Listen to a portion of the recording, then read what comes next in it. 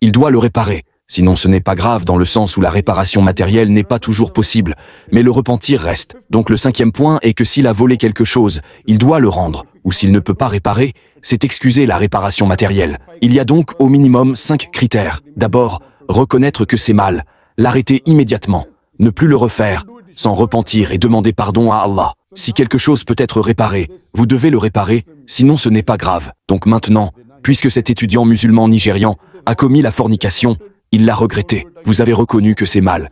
Vous l'avez arrêté. Veillez à ne plus le refaire. Demandez pardon. Inch'Allah, Allah vous pardonnera. Concernant votre question, devriez-vous être flagellé? Alors seulement Allah vous pardonnera? Non, ce n'est pas requis. Allah dit aussi que le péché que vous commettez, gardez-le pour vous. Gardez-le privé. Ne le rendez pas public. Il ne vous est pas permis de rendre public votre péché. C'est la raison pour laquelle je n'ai même pas lu votre nom. Donc si vous commettez un mauvais acte, essayez de le cacher. Repentez-vous. Si votre mauvais acte est connu du public, et si vous allez devant un tribunal, devant un juge islamique, alors le juge vous infligera une punition. Mais si ce n'est pas connu, si c'est personnel, c'est votre faute, vous avez mal agi, gardez-le pour vous. Demandez pardon.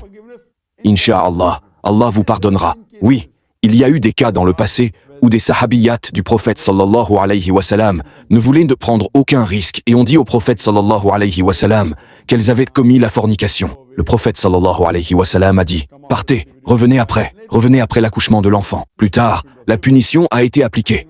Et quand certaines personnes ont commencé à la maudire, le prophète sallallahu alayhi wa sallam